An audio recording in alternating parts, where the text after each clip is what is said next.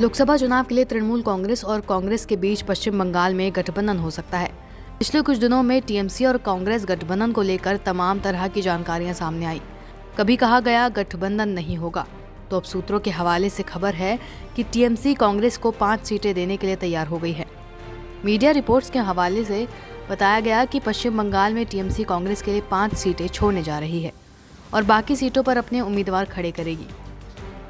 इससे पहले कांग्रेस ने यूपी, दिल्ली, गुजरात और कई राज्यों में गठबंधन का ऐलान किया है।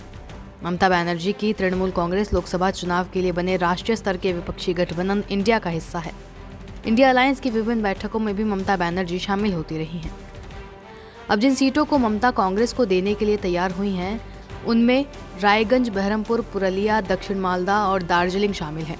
वहीं दूसरी ओर मेघालय की तुरा सीट टीएमसी के हिस्से में आ सकती है। इसके अलावा असम में भी एक सीट कांग्रेस टीएमसी को देगी। टीएमसी से चल रही बातचीत के बीच बंगाल के कांग्रेस अध्यक्ष अधीर रंजन चौधरी ने शनिवार को दावा किया था कि सीट बंटवारे के लिए उन्होंने सीपीएम से बातचीत शुरू कर दी है। अधीर रंजन चौधरी ने कहा कि मैं सीपीएम राज्य सचिव मोहम्मद सलीम के साथ बातचीत कर रहा हूं।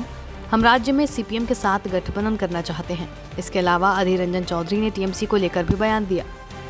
उन्होंने कहा, टीएमसी दुविधा में है।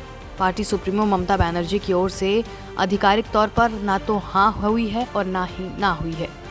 वे आधिकारिक तौर पर ये नहीं कह पा रही हैं कि गठबंधन प्रक्रिया समाप्त हो गई है, क्योंकि वे दुविधा में हैं।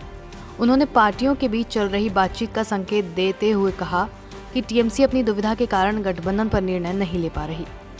आगे अधीर रंजन चौधरी ने कहा, पहली दुविधा यह है कि पार्टी का एक वर्ग मानता है कि यदि वो इंडिया गठबंधन के बिना अकेले चुनाव लड़ती है तो पश्चिम बंगाल के अल्पसंख्यक उनके खिलाफ मतदान करेंगे।